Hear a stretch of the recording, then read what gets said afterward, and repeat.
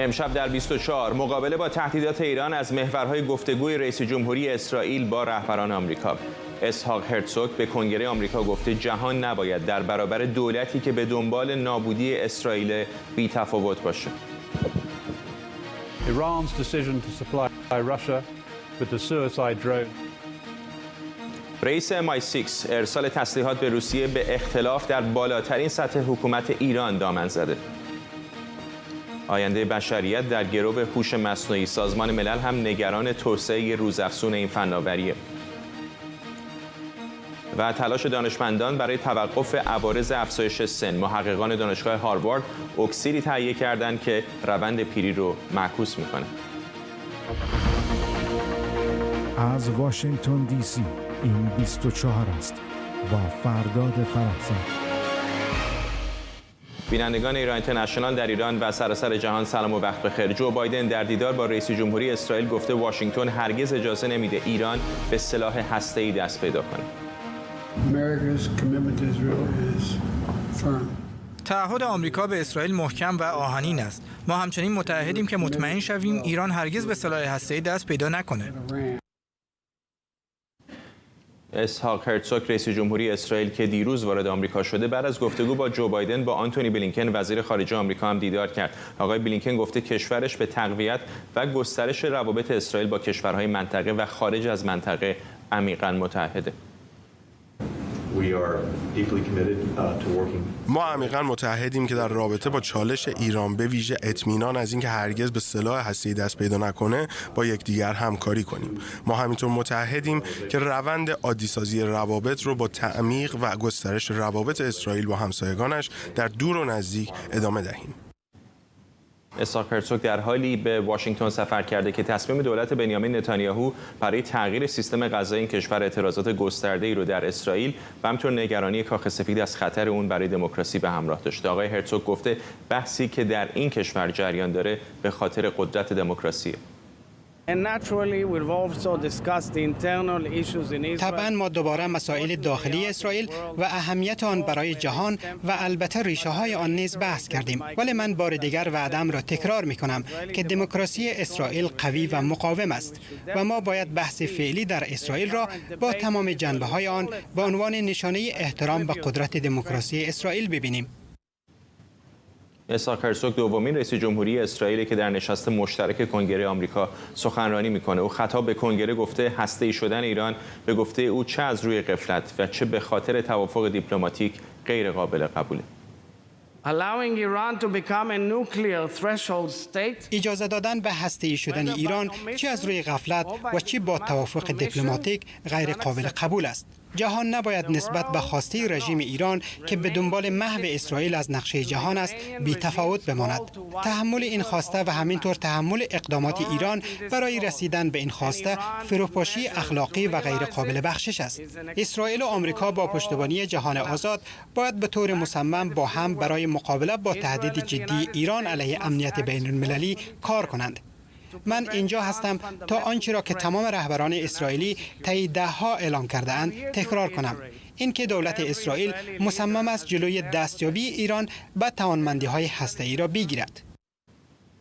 سفر رئیس جمهوری اسرائیل بعد از اون که کاخ سفید اعلام کرد بایدن از نتانیاهو دعوت کرده پیش از پایان سال جاری میلادی به آمریکا سفر کنه. بسیاری از ناظران این دعوتنامه رو نشانه تصمیم بایدن برای احیای روابطش با دولت نتانیاهو میدونن، روابطی که به خاطر پیشنهاد تغییر سیستم غذایی اسرائیل سرد شده. کاخ سفید میگه بایدن 2 روز پیش در تماسی تلفنی از نتانیاهو خواسته به دنبال گسترده‌ترین اجماع ممکن درباره اصلاحات غذایی کشور باشه. همکارم آرش علایی از کنگره آمریکا با ماست. آرش، میدونیم که روابط در بهترین حالتش نیست بین اسرائیل و ایالات متحده آمریکا، ولی حالا که آقای بایدن از نتانیاهو دعوت کرده به نظر میاد که یک مقداری شرایط آرامتر شده. سفر رئیس جمهوری اسرائیل به واشنگتن هم گره خورده به تنش‌هایی که با ایران وجود داره. چه گفتند دو رهبر در این دیدار؟ ابتدا از ملاقات دیروز شروع کنیم در کاخ سفید، موقعی که دو رهبر هم دیگر رو ملاقات کردن. آقای بایدن با صدایی که تقریبا شبیه نجوا بود داشت صحبت میکرد و خیلی مورد انتقاد جمهوری خواهان قرار گرفت به خاطر اون چیزی که بادی لنگویج یا زبان بدنی رئیس جمهوری آمریکا خواندن. بعضی گفتن ایشون به خواب رفته بود در حالی که آقای هرتزوگ داشت حرف میزد و سرش پایین بود، صداش رو کسی نمیشنید. در مورد دعوتش از نتانیاهو، هنوز 5 ماه به آخر سال مانده است. بله دعوت کردن از آقای نتانیاهو، ولی تاریخش مشخص نیست و الان هم با این داستانی که در این اصلاحات در سیستم قضایی اسرائیل هست، صحبت هایی که اعضای چپگرای حزب دموکرات کردن، بعضیشون بایکوت کرده بودن سخنرانی آقای هرتزوگ رو در اینجا، حداقل 3-4 نماینده من میتونم اسم ببرم که بایکوت کرده بودن از حزب دموکرات. بنابراین آقای بایدن گزینه خیلی روشنی فعلا ندارد. به نظر میاد صبر خواهد کرد رئیس جمهوری آمریکا تا ببینه واکنش حداقل یهودیان آمریکا چه خواهد بود به اون چیزی که آقای نتانیاهو اصلاحات در سیستم قضایی‌اش خوانده است. این داستان به کنار، بحث سخنرانی آقای هرتزوگ در کنگره شنیدیم بارها و بارها اسم جمهوری اسلامی رو آورد، در مورد برنامه اتمی صحبت کرد. چیزی که آقای هرتزوگ گفت و حالا من در ترجمه درست نشیدم که ما هم بهش اشاره کنیم، آقای هرتزوگ گفت جلوی یک ایران در آستانه اتمی شدن رو خواهد گرفت. nuclear threshold، آستانه اتمی شدن. این یک کلمه اضافه است که آقای بایدن تکرار نکرد. آقای بایدن گفت جلوی ایران اتمی رو خواهد گرفت. جلوی ایران اتمی رو خواهند گرفت با جلوی ایران در آستانه اتمی رو خواهند گرفت. دو تا چیز متفاوت هست و به نظر میاد که دو تا کشور الان همینجور راهشون داره تا حدودی با هم زاویه پیدا میکنه در این زمینه. دولت بایدن بارها هم تکرار کرده بود در مورد اینکه بخواد جلوی بعضی از فعالیت‌های جمهوری اسلامی رو سد بکنه، از جمله غنی‌سازی بالا. آقای هرتزوگ در سخنرانی خودش در کنگره آمریکا سعی کرد راجع به اینکه چقدر اتحاد دو کشور با هم دیگه قوی هست صحبت بکنه، اینکه 75 سالگی تولد اسرائیل هست. ابراز امیدواری کرد که 75 سالگی‌های دیگری رو هم در تاریخ دو کشور بخواهند هر دو جشن بگیرند. و بعد هم در حزب جمهوری خواه الان فشارها به آقای کوین مک‌کارتی برای اینکه بخواد از این طریق استفاده کنه از این موقعیت که به نظر میاد در حزب دموکرات تشتت وجود دارد، زاویه وجود دارد بین نمایندگان زیاد هست. آقای کوین مک‌کارتی هم هر آن چیزی که میتواند انجام داد که این اختلافات رو پررنگ بکنه. و حالا سفر آقای هرتزوگ در حالی به پایان میرسد که هنوز مشخص نیست سیاست کاخ سفید در مورد آینده اسرائیل بعد از اصلاحات در سیستم قضایی چه خواهد بود. ممنونم از تو همکارم آرش علایی از کنگره آمریکا. اندیشکده بریتانیایی هنری جکسون خواستار قرار دادن سپاه پاسداران در فهرست گروه‌های تروریستی شده. این اندیشکده با اشاره به اینکه حدوداً 3 ماه دیگه تحریم سازمان ملل علیه موشک‌های بالستیک ایران تموم میشه، تاکید کرده این باید زنگ خطری جدی برای بریتانیا تلقی بشه. در گزارش اخیر این اندیشکده اومده که در حالی که سپاه به تلاش برای کشتن یا ربودن شهروندان بریتانیایی ادامه میده، عملاً در بریتانیا با معافیت از مجازات روبروه و دولت بریتانیا باید سیاست‌های سختگیرانه‌تری علیه جمهوری اسلامی اتخاذ کنه. این دومین اندیشکده جناح راستی در 2 روز اخیره که خواستار اقدام جدی بریتانیا در قبال جمهوری اسلامی شده. پیش از این هم اندیشکده پالیسی اکسچنج خواهان تروریستی اعلام شدن سپاه پاسداران شده بود. امید شمس عقدان و تحلیلگر امور بین‌المللی از لندن با ماست. آقای شمس، در این چند ماه گذشته به خصوص نه فقط از اندیشکده‌هایی مثل هنری جکسون بلکه از بسیاری از منتقدان جمهوری اسلامی، چه ایرانی‌ها چه غیر ایرانی‌ها، هم شنیدیم که از دولت‌های مختلف میخوان سپاه پاسداران در فهرست گروه‌های تروریستی قرار بدن. چقدر فکر میکنید که الان این اندیشکده‌ها میتونن روی دولت بریتانیا فشار بیارن که چنین کاری بکنه؟ درود بر شما فرزاد. من فکر می‌کنم اتفاق مهمی است این دو گزارشی که اخیراً منتشر، این دو اتاق فکر بسیار مورد اعتماد محافظه‌کاران هستن، به ویژه در واقع افراد با نفوذ در حزب محافظه‌کار و همینطور حامیان مالی بسیار متنفذ این حزب. و اون چه که مشخص هست این هستش که به نظر میرسه که سیاست‌های دولت بریتانیا با توجه به نزدیک شدن به اون در واقع ددلاین ماه اکتبر که میتونه تحریم‌های جمهوری اسلامی رو در به خصوص مسائل هسته‌ای و موشکی برداره، این سیاست اصلا محافظه‌کاران رو راضی نکرده و بخشی از اونها که یک دیدگاه دقیق‌تر و عینی‌تری از وضعیت ایران دارن تلاش میکنن که دولت رو متقاعد بکنن به تغییر موضعش. نکته مهمی که وجود داره در این زمینه این هستش که در واقع نگاه این بخش از جناح راست میانه به مسئله ایران و به خصوص نگاهشون به مسئله در لیست تروریستی قرار دادن سپاه بسیار نزدیک هست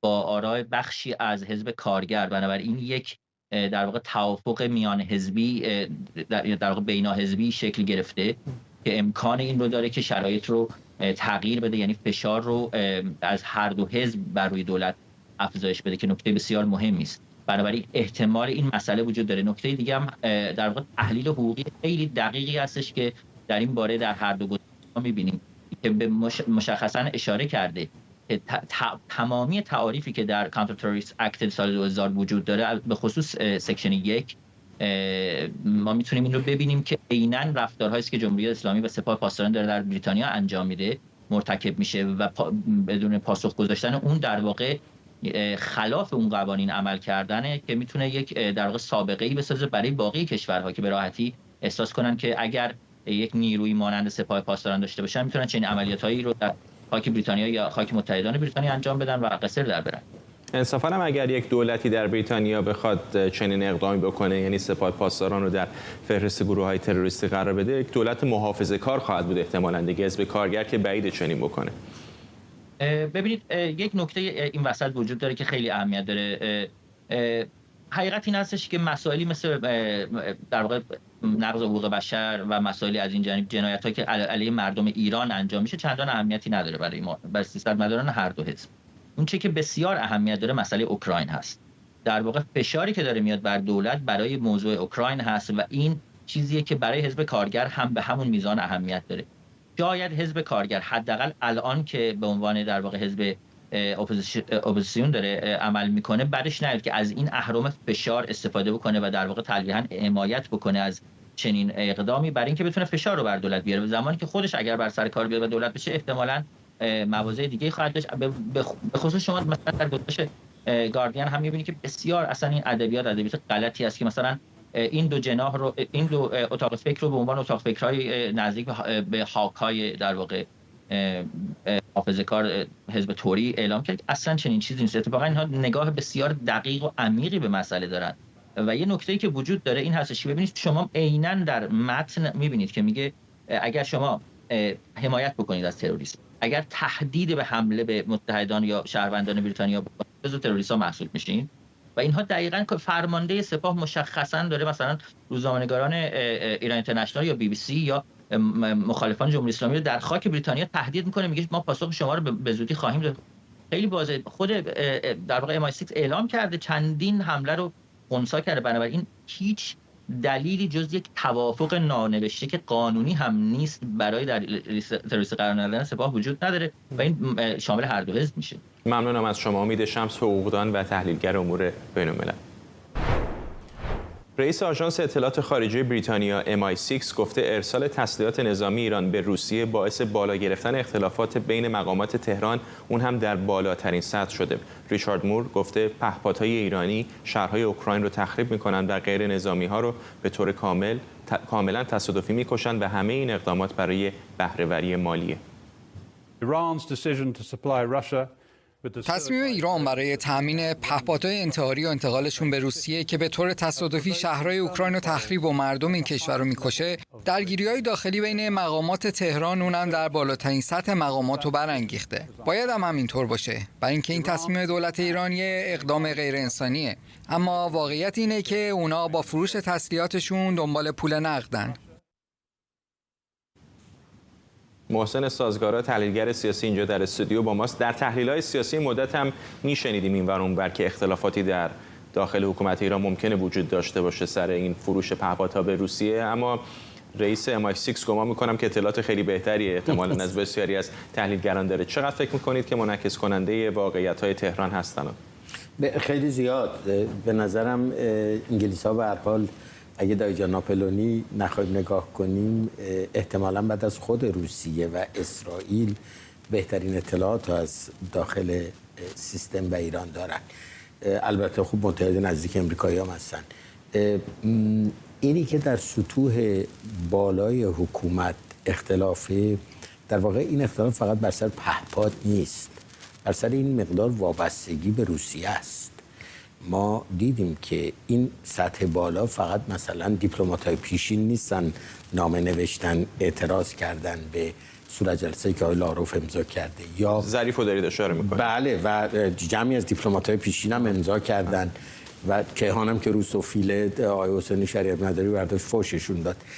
یا فرض کنید سردار الهی مثلا که خب سردار ناراضی سال‌هاست می‌دونیم، بلکه ماجرا حتی در سطوح بالای خود سپاه و اطلاعات و اطراف دولت و در حتی بیت رهبری هم هست که چرا باید اینقدر نفوذ روسیه بالا باشه، چرا باید سیاست خارجی ایران چشمش رو ببنده روی کارهایی که روسا و چینی‌ها میکنن، تمامیت ارضی ما رو زیر سوال میبرن و چرا ما باید وارد جنگ اوکراینی بشیم که دنیا ما رو متجاوز بشناسه و خود روسیه سرنوشتش در این جنگ نامعلومه و ده‌ها چرای دیگه. ولی روسیه و همینطور چین که بهش اشاره کردید هیچ وقت به جمهوری اسلامی نمیگن که داری حقوق بشر رو نقض میکنی، چرا زندانی سیاسی داری، چرا با معترضان این چنین برخورد میکنی. مقصودم اینه که در محاسبه اونها، یعنی از سمت جمهوری اسلامی اگر آدم نگاه کنه میگه خب غربی‌ها که مشخصه با من خصومت دارن، حداقل به این قدرت‌های بچسبم که کاری به کار مسائل حقوق بشری ندارن. خب بله، به هر حال اولا دیگ به دیگ نمیدونه بگه رود سیاس، اونا خودشون روشون سیاتره توی مسائل حقوق بشری. اگر سیاتر نباشه سفیدتر از جمهوری اسلامی هم نیست. هر دوشون کلوپ دیکتاتوران. ثانیاً بله، به قول معروف کورکور رو میجوره آب چاله رو. آقای خامنه‌ای بی خود نیست که تمایلش به کلوپ دیکتاتور است، بلکه خودش هم دیکتاتوره.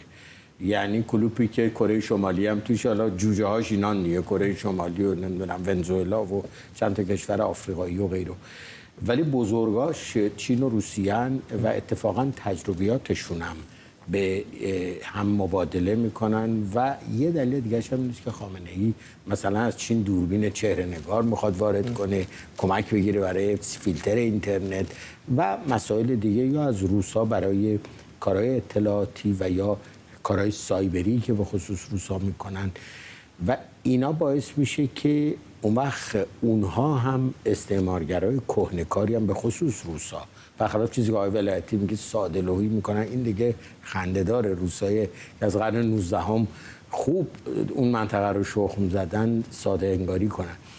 اونها اون وقت به جاش، به خصوص روسا الان پنجه‌ای هم که تو ایران انداختن، اون وقت وقتی میخوان مثلا از عربا پول بگیرن، سرمایه گذاری کنن، دو تا توی سر جمهوری اسلامی میزنن، سر حاکمیت ما بر 3 جزیره همیشه ایرانی و اون وقت نمیتونم صداشون در بیاد. شخص خامنه‌ای رو میگم که از دیوار صدا در اومد، از ایشون صدا در نیامد که بگین آقای لاروف بی خود کرده که یک همچین چیزی رو امضا کرده با وزرای خارجه کشور عربی. به اون بخش دیکتاتوری اشاره کردید. گمان میکنم وقتی یک کشور دیکتاتوری مستقل اگر باشید از سیاست‌های خارجی، خطر سرنگونیتون بیشتره تا بس بشید به چند تا دیکتاتور دیگه. اینطوری نیست؟ یعنی نمیتونه یه جورهایی بیمه عمر باشه روسیه برای جمهوری اسلامی؟ نه، حتما باید وابستگی.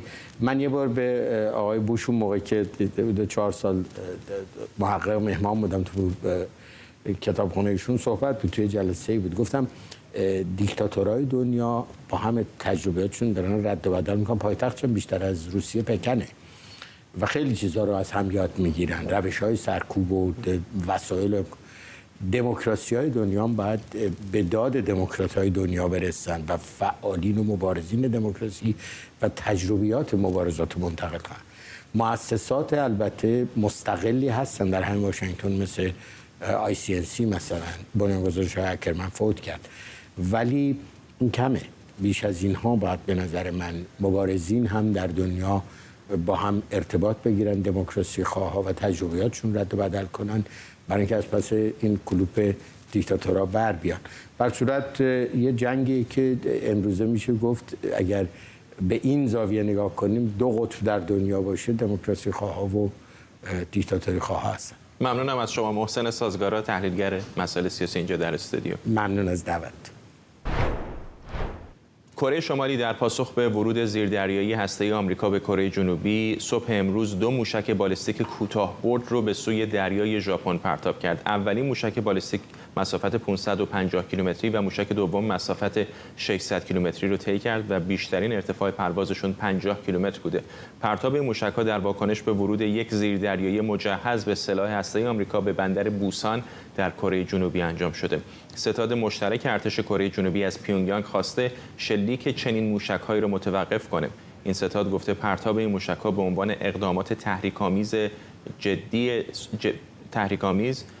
به صورت جدی صلح و ثبات شبه جزیره کره و جامعه بین‌المللی رو تضعیف و قطعنامه‌های شورای امنیت سازمان ملل رو آشکارا نقض می‌کنه.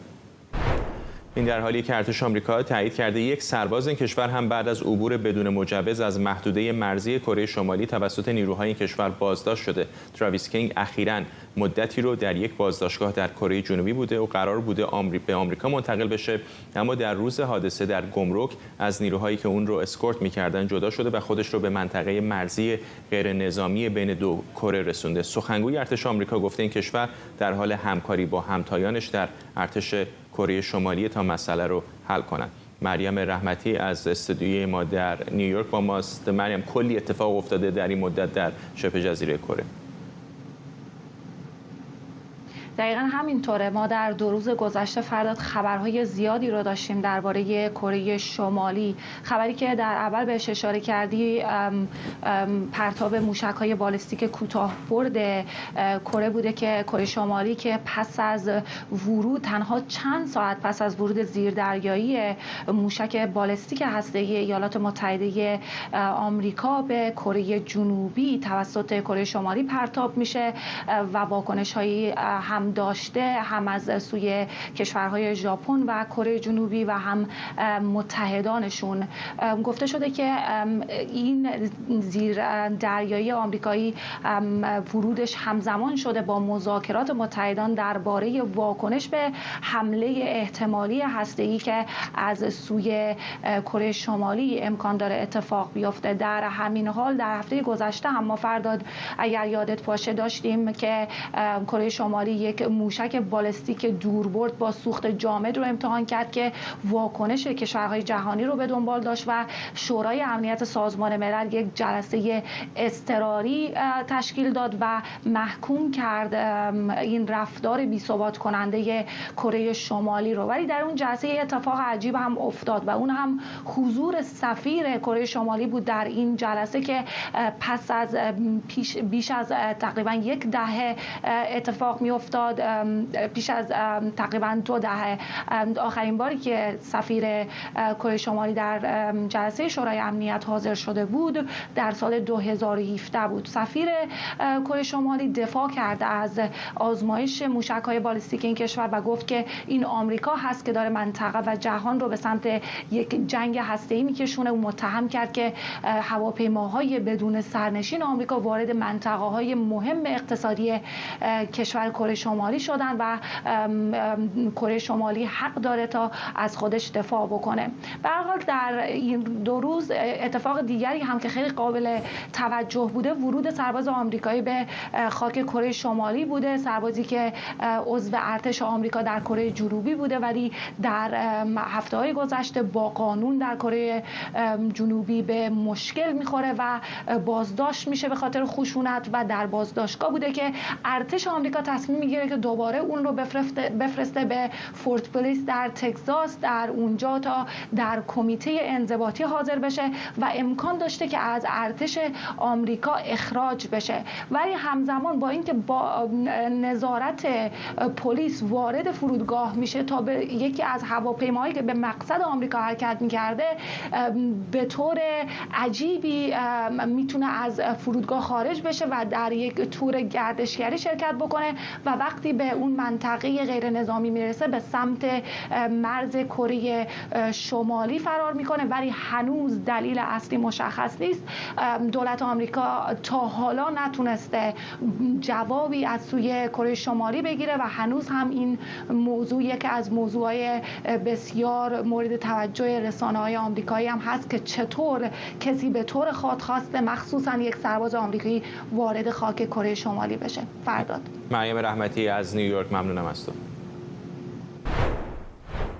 رسانه اسرائیلی هارتز گزارش کرده که حدود 300 نفر از نیروهای ذخیره‌ای کادر پزشکی ارتش کشور در اعتراض به اصلاحات قضایی دولت برای انجام وظیفه حاضر نمیشن. این نیروها شامل پزشکان، امدادگران و افسران سلامت روان هستند. این نیروها در یک کنفرانس مطبوعاتی گفتند که دیگه حاضر نیستند برای یک رژیم غیر دموکراتیک خدمت کنند. این اعلامیه یک روز بعد از اون منتشر میشه که بیش از 150 نیروی ذخیره هوایی اسرائیل اعلام کردند که در اعتراض به لایحه جنجالی تغییرات قضایی برای خدمت حاضر نمیشن. امید معماریان روزنامه‌نگار از دیترویت با مسابقه معماریان هزینه سنگینی داره میده انصافا دولت آقای نتانیاهو سر این طرحش برای تغییرات قضایی. هم در داخل الان داریم میبینیم چه بحرانی ایجاد شده، هم در خارج در روابطش با بعضی از مهمترین متحدانش مثل ایالات متحده.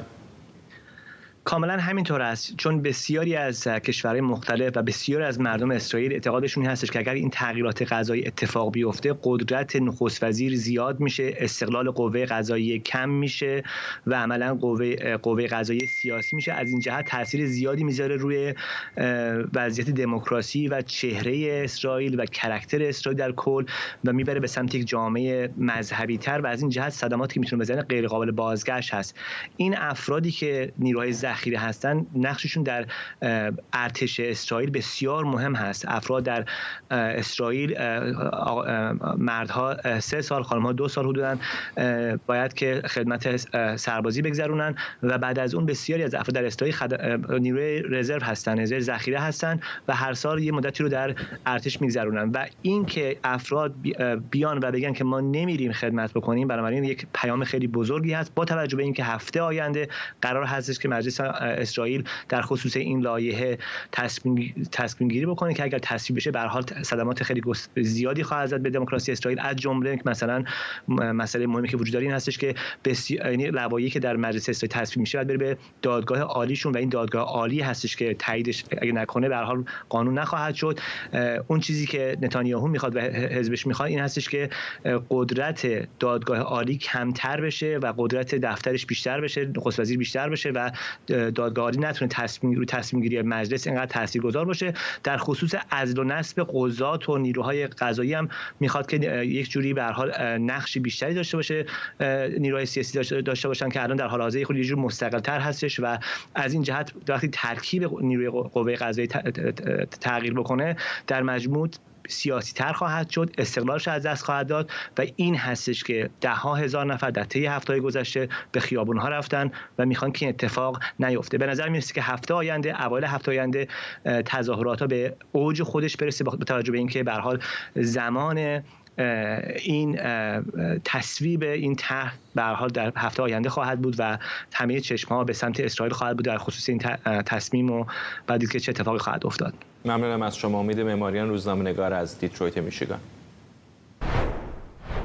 نیوزویک در یک مقاله تحلیلی به قلم لیسا دفتری به بررسی پیامدهای مخرب به تصمیمات جیمی کارتر بر منطقه خاورمیانه پرداخته. به گفته نویسنده مقاله جیمی کارتر یک عذرخواهی به مردم ایران بدهکاره. به باور او بزرگترین اشتباه کارتر تضعیف محمد رضا شاه پهلوی و باز کردن راه برای بازگشت خمینی از تبعید و در نهایت آشوب و بلوا در منطقه بود. نویسنده مقاله با اشاره به اسنادی که BBC در سال 2016 منتشر کرده، دولت کارتر رو متهم کرده که با نادیده انگاشتن دوست دیرینه آمریکا یعنی شاه سابق و اعتماد کردن به یک روحانی تندرو، ایران رو به دست یک رژیم بنیادگرا و سرکوبگر سپرده که به طور سیستماتیک فرهنگ و اقتصاد ایران رو به ویرانی کشوندن. بنا به این تحلیل اشتباه تاریخی کارتر نه تنها کرامت انسانی مردم ایران رو نشانه گرفته بلکه نتایجی در منطقه خاورمیانه به جا گذاشته که به راحتی قابل جبران نیست. اجازه بدید نگاه بندازیم به دوران ریاست جمهوری کارتر و پیگیری اتفاقاتی که بر سرنوشت اون روزهای ایران بی تاثیر نبود. پاییز 1355 وقتی جیمی کارتر پیروز انتخابات آمریکا شد، به شدت از طرف گروه‌های حقوق بشری تحت فشار بود تا قرارداد فروش تسلیحات به ایران رو که در دوره نیکسون امضا شده بود لغو کنه. آبان همون سال بود که شاه به عنوان متحد مورد علاقه آمریکا با کارتر در حیاط کاخ سفید یک نشست خبری برگزار کردند. مخالفان شاه تجمع کردند و پلیس به سمت تظاهر کنندگان گاز اشک‌آور شلیک کرد.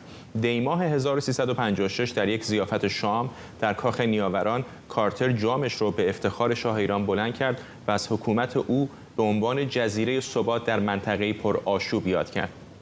اما آنچه در ادامه آمد به نظر می رسید پیشبینی معادلات رو به هم ریخته. انقلاب شد و 25 بهمن ماه 57 و فقط 3 روز بعد از این انقلاب یک گروه چپگرا تحت تاثیر یک فضای احساسی سفارت آمریکا رو برای مدت کوتاهی اشغال کردند. محمد رضا پهلوی که از ایران خارج شده و بیمار بود، بعد از اقامت موقت در مصر، مغرب و باهاما مهر ماه 1358 با بیمیلی کارتر اجازه پیدا کرد برای درمان در بیمارستانی در نیویورک بستری بشه.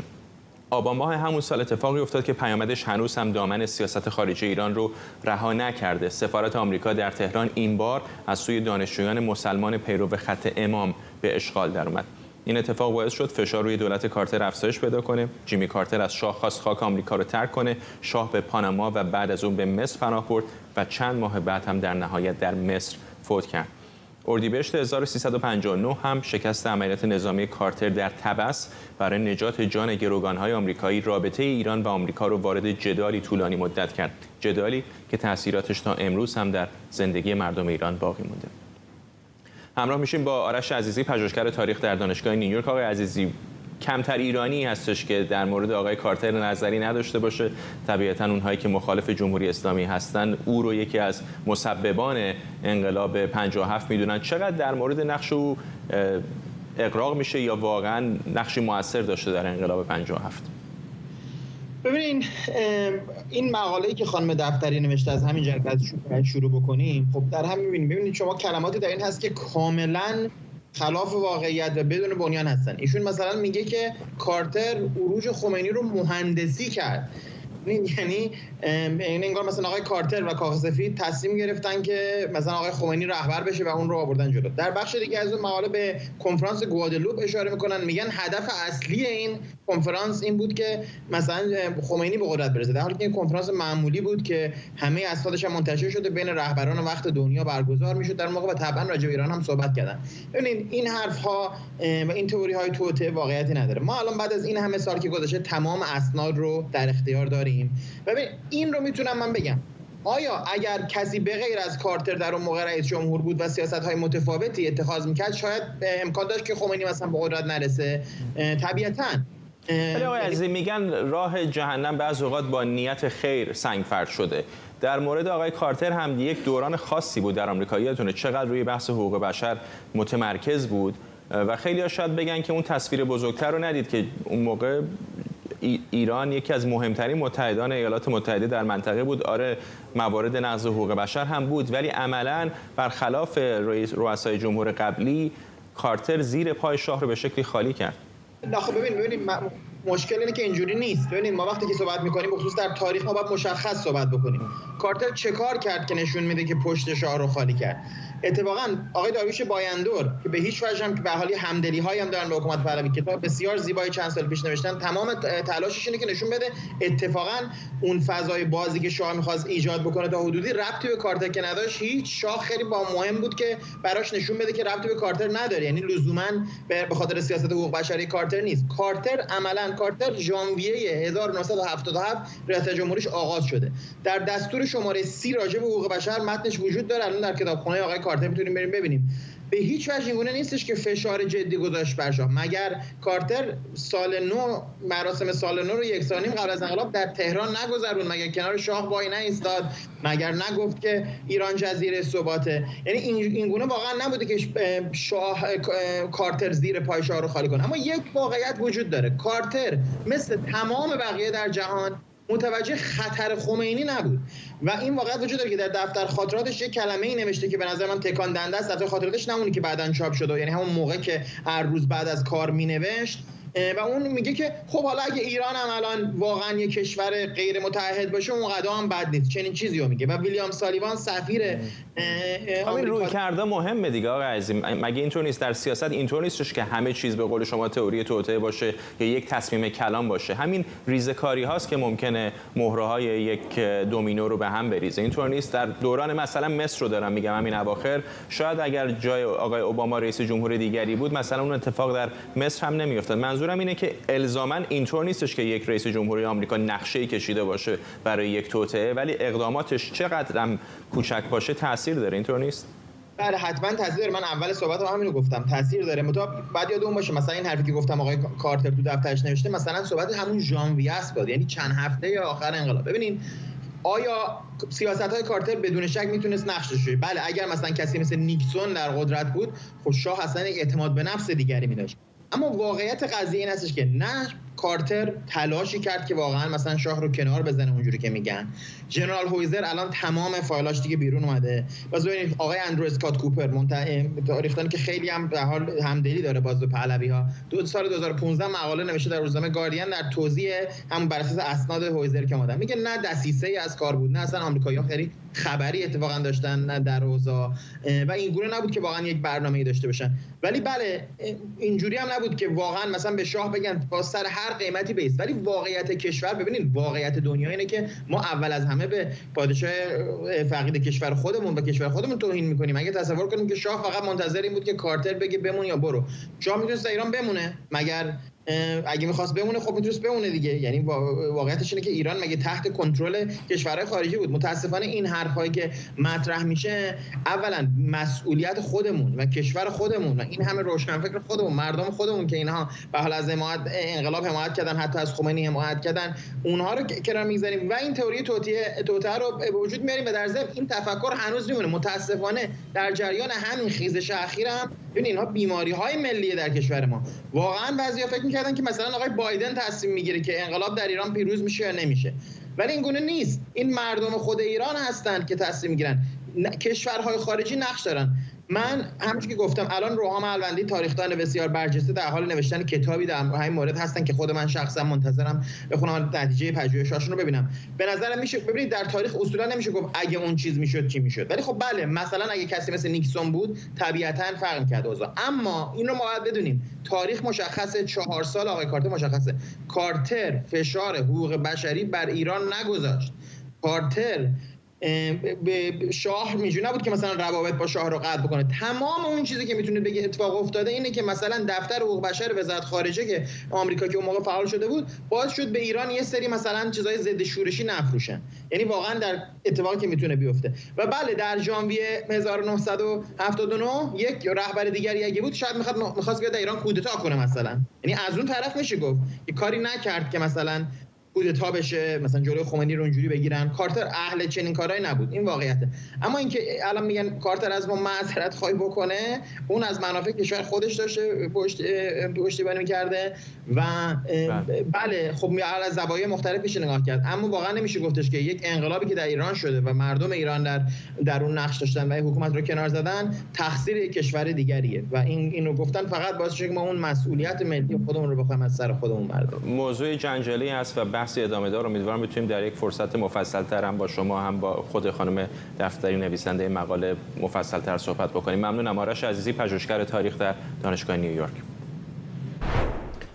افسانه بایگان برای نافرمانی از حجاب اجباری به 2 سال حبس و مراجعه به روانشناس برای درمان بیماری روحی شخصیت ضد خانواده و 2 سال ممنوعیت خروج از کشور و بعضی مجازات‌های تکمیلی دیگه محکوم شده. مهدی کوهیان، حقوقدان و عضو کمیته پیگیری وضعیت هنرمندان بازداشت شده، با انتقاد از شعبه 1088 دادگاه کیفری در 2 صفحه توییترش نوشته که این شعبه هر روز با دیروز خودش در استفاده از ادبیات شنی و شوکه کننده مسابقه میده. این در حالیه که چند روز پیش حکمی مشابه برای دست کم 2 بازیگر دیگه، آزاده صمدی و لیلا بلوکات صادر شده بود. صدور این احکام با واکنش‌های گسترده‌ای از سوی کاربران شبکه‌های اجتماعی و سینماگران هم مواجه شده. کانون کارگردانان و اتحادیه تهیه کنندگان سینما ایران با انتشار بیانیه مشترک در روز 24 تیر این حکم رو توهین به شعور تمامی اهالی سینما خوندند. ترانه علی دوستی، هانیه توسلی، فاطمه معتمدآریا، پانتا بهرام، کتایون ریاحی، باران کوثری و گلاب آدینه هم در ماه‌های اخیر بدون پوشش اجباری در اماکن عمومی ظاهر شدند.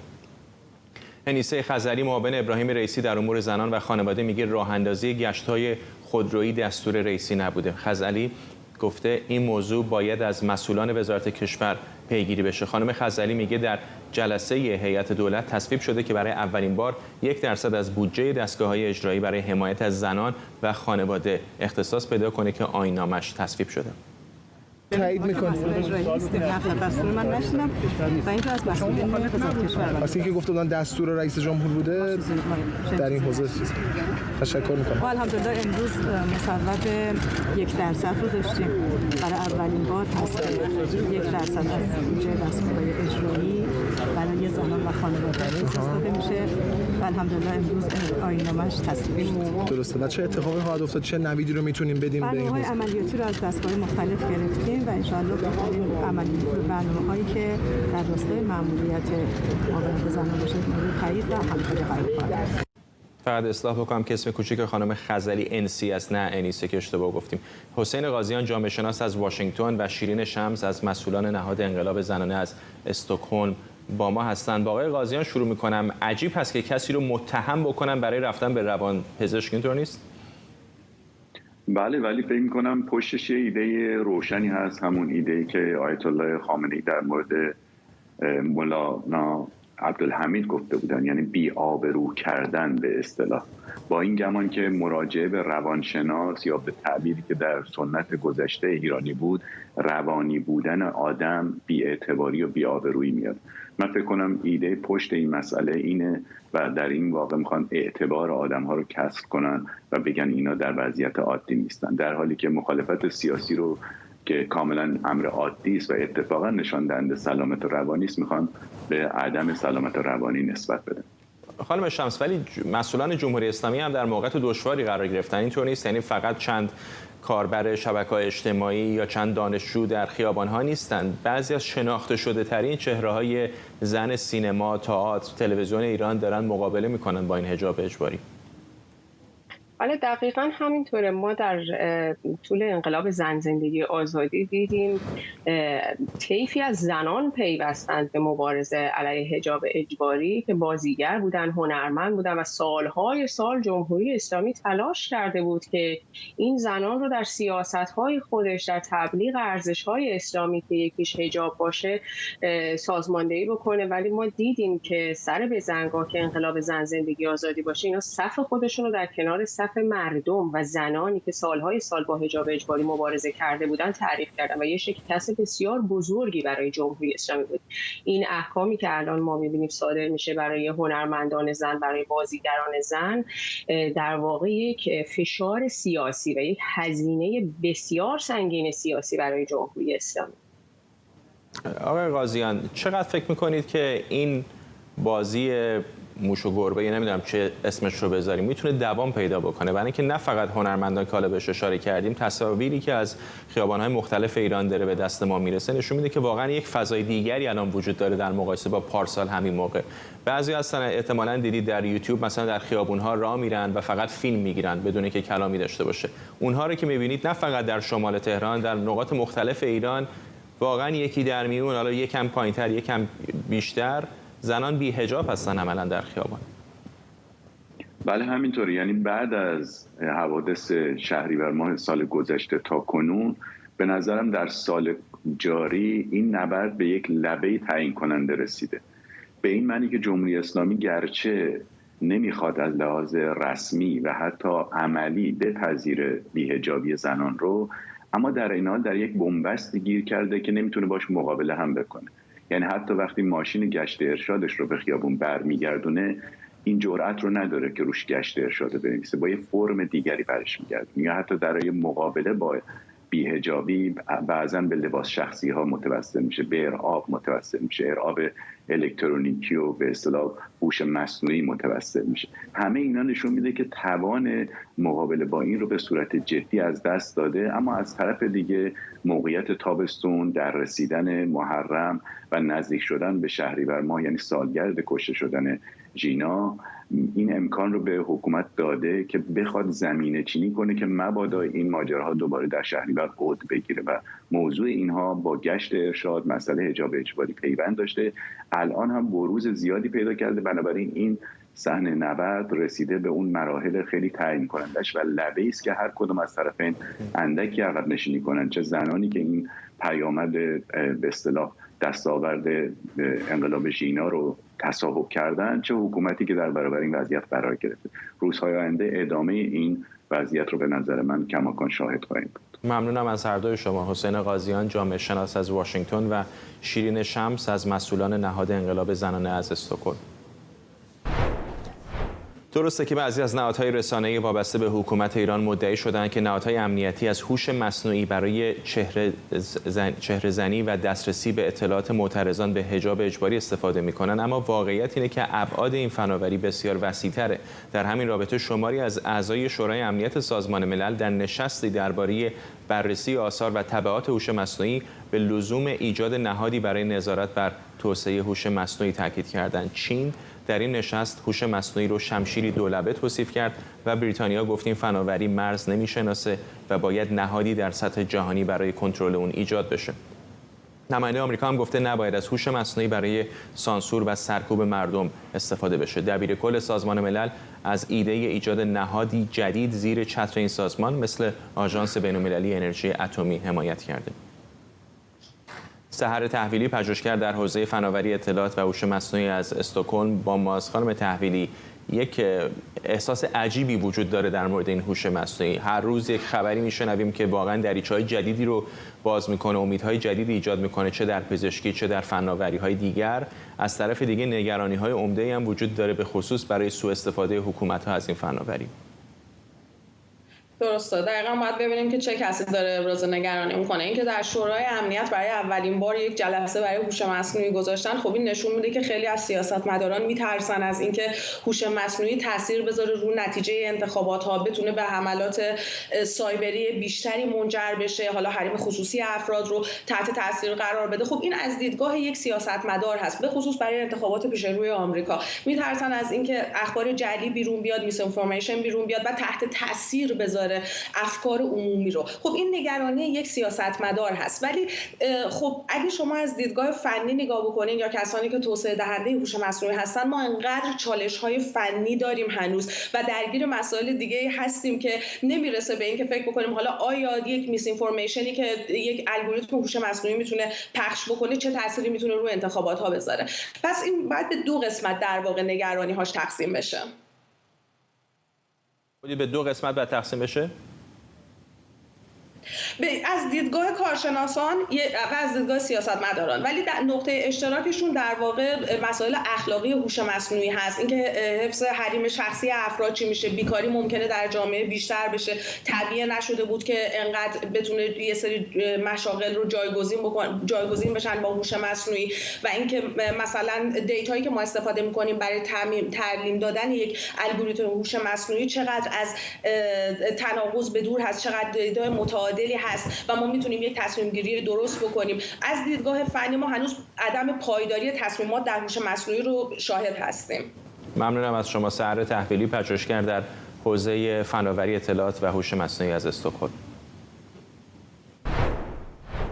محققان هاروارد تونستن به 6 ترکیب شیمیایی دست پیدا کنن که با تکیه بر روش‌های ژن-درمانی میتونه سلول‌ها رو به روزهای جوانی برگردونه و روند پیری رو معکوس کنه. بخش جالب این تحقیق اونجاست که به گفته محققان هاروارد برعکس کردن روند پیری با استفاده از این روش در مدتی کمتر از 1 هفته رخ میده. این روش که اول روی حیوانات آزمایش شده میتونه به درمان یا پیشگیری از بیماری‌های سخت و کشنده مثل بیماری‌های قلبی و عروقی، سرطان، آلزایمر و دیابت کمک کنه. دکتر محمد کاظم عطاری، پزشک و پژوهشگر پزشکی از واشنگتن با ماست. آقای دکتر عطاری، قرن‌هاست شاید از زمانی که تاریخ بشر وجود داره که بشر به دنبال رویین‌تن شدن بوده، به دنبال طولانی‌تر کردن عمرش بوده. چقدر این تحقیقات جدید و این اکسیری که الان گفته میشه در دانشگاه هاروارد محققان تونستن پیدا بکنن داره دریچه‌ای رو باز میکنه برای احتمالاً رویین‌تن شدن بشر؟ من در تایید فرمایشات شما عرض بکنم که خب این اکسیر جوانی واقعا هم تو اشعار قدما بوده و هم تو اسنادی که شیمیدان‌های قدیم روش کار میکردن و همیشه برگ برندهشون یافتن این اکسیر جوانی بوده. تغییری که ایجاد شده روند تحقیقات هست که ما میبینیم خیلی سرعت بیشتری گرفته و نتایج خیلی بهتر شده. هنوز خیلی نگذشته از تحقیق قبلی دانشگاه جانز هاپکینز که 4 تا دارو رو با هم امتحان کرد و دید که در موش‌ها اگر استفاده بشه چیزی حدود 25% به طول عمرشون اضافه میکنه. چندی بعد و خیلی کم بعد از اون دیدیم همین تحقیقی که شما اشاره فرمودید دانشگاه هاروارد 2 تا داروی دیگه بهش اضافه کرد و اون کوکتل 6 دارویه رو ارائه داد که مقاله‌اش هم به تازگی منتشر شد در مجله پیری و دیدیم که چقدر میتونه تاثیر بذاره. روی قلب اینا آزمایش کردن، روی عضلات، روی سلول‌های بینایی و عصب بینایی دیدن ظرف 1 هفته نتایج قابل دسترسی هست و موش‌ها بهبودی خیلی خوبی پیدا کردن از لحاظ بیناییشون، تقویت قوای عضلانی و 3 ماه قبل هم روی میمون‌ها در واقع آزمایش شد و این نشون میده که روند رسیدن به نتایج بهتر داره سرعتی بیشتری میگیره، برخلاف قبل که هر سال ما یک مقاله داشتیم الان هر ماه داریم میبینیم که نتایج تحقیقات بیشتر و بیشتر خودشون نشون میده. آقای دکتر عطاری، من دیدم که بعضی از کسانی که روی همین پروژه‌های افزایش طول عمر کار میکنن پیر شدن رو به عنوان یک بیماری توصیف میکنن. شما با چنین توصیفی موافقید؟ ببینید یه تغییری داره در سلول ها اتفاق میفته. یعنی وقتی که ما افزایش پروتئین های مضر رو در سلول ها میبینیم یا میبینیم که میتوکندری ها که مرکز تولید انرژی هستن اینا به تدریج تخریب میشن و از بین میرن، این روندی رو ایجاد میکنه که اجازه میده بیماری در بدن شروع به رشد بکنه. یعنی بیماری های مثل سرطان ها، بیماری های قلب و عروق افزایش پیدا میکنه و بقیه. شاید خودش رو نشه اون بیماری تلقی کرد، ولی تغییراتی که در سلول داره اتفاق میفته این روند بیمار شدن رو بیشتر تسریع میکنه و شاید از این جهت این ارتباط بین بیماری و پیری وجود داشته باشه. و خب خیلی جالب هست که تو این اخباری هم که ما داریم میبینیم یه 2 تا در واقع نقطه نظر ارائه شده. یکی این که واقعا افراد اگر دسترسی پیدا بکنن به این تکنولوژی و این وضعیت، خیلی از افرادی که عقب میمونند از استفاده از این از لحاظ اخلاقی درست نیست که ما اینها رو جا بذاریم و افرادی بیشتر عمر بکنن که دسترسی به امکانات بیشتری دارن. دکتر عطاری، حرف از این هستش که یک بازه زمانی حد اکثری وجود داره برای عمر بشر. مثلا حدود 2 قرن پیش متوسط عمر چیزی حدود 40 سال بود. همینطور با بهبود تکنولوژی و پزشکی و آنتیبیوتیکا و عوامل دیگر کیفیت زندگی طول عمر بالا رفته. الان در نزدیک 80 سال وجود داره، بعضی کشورهای کم بیشتر، بعضی کشورهای کم کمتر. اما حرف از این هست، خیلی از دانشمندان میگن که یک نقطه پایانی وجود داره. مثلا فرض کنید از 130 سال دیگه بالاتر واقعا امکان عملی نداره. آیا این تحقیقات داره ما رو به جایی میبره که به اون بازه حد اکثری برسیم یا اصلا یک دریچه جدیدی رو داره باز میکنه که تمام این ساختارهای ژنتیک خودمون رو تغییر بدیم و بتونیم اون سقف طبیعت رو هم بشکنیم؟ خب دقیقاً این تحقیقات به همین سمت پیش میره. اگر ما افزایش طول عمر رو بنا به گفته جناب عالی بخوایم این رو بهش برسیم، علت این هست که ما تونستیم با کنترل بیماری ها و شرایط بهتر شدن شرایط بهداشتی و درمانی امکان درمان بیماری ها و طول عمر رو که ناشی از اینها در واقع به خطر میفته بتونیم بیشتر بکنیم. اما مسئله‌ای که الان داره اتفاق میفته اینه که دارن روند پیر شدن در سلول ها رو معکوس میکنن و این روند به سمت جوانی پیش میره.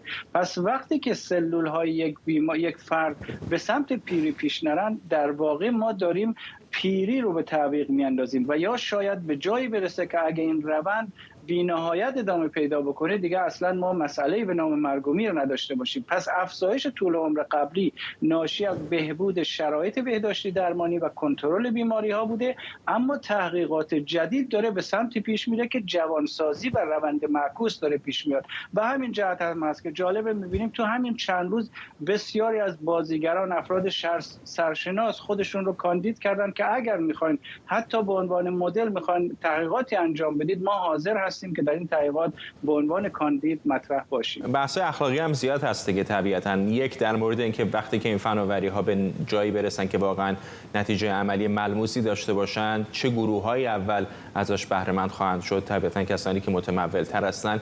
و 2 چقدر نظم جامعه بشری به اون شکلی که امروز میشناسیمش میتونه متحول بشه؟ دقیقاً همینطور است. این مسائل اخلاقی به خصوص تو این چند هفته اخیر خیلی زیاد داره مطرح میشه، به این جهت که ما داریم انتخاب طبیعی رو که افرادی که به هر حال باید یه طول عمر خاصی داشته باشن رو ما داریم به زور اینها رو نگه می‌داریم و این هم تأثیر در سلامت عمومی جامعه داره و همین که به قول جناب عالی همونطور که مطرح فرمودید واقعا افراد برخوردار بیشتر عمر میکنن و افراد دیگه کم کم از سطح جامعه حذف میشن و از سطح حیات حذف میشن و ادامه نسل اونها در واقع به خطر میفته و این از لحاظ اخلاقی بزرگترین پرسش جدی هست که این چند روز هم ما داریم میبینیم بیشتر هم در محافل علمی هم در محافلی که اخلاقی در واقع بحث میکنن بیشتر دیده میشه. ممنونم از شما دکتر محمد کاظم عطاری، پزشک و پژوهشگر پزشکی از واشنگتن با ما. و ممنونم از شما که بخش اول برنامه 24 رو همراهی کردید. این برنامه رو کمی دیرتر میتونید در یوتیوب ایران اینترنشنال هم ببینید. تا دقایق دیگر در بخش دوم برنامه 24 در مورد هوش مصنوعی و تاثیرات اون بر آینده بشر صحبت خواهیم کرد. ممنون از همراهیتون. تا برنامه بعدی، بدرود.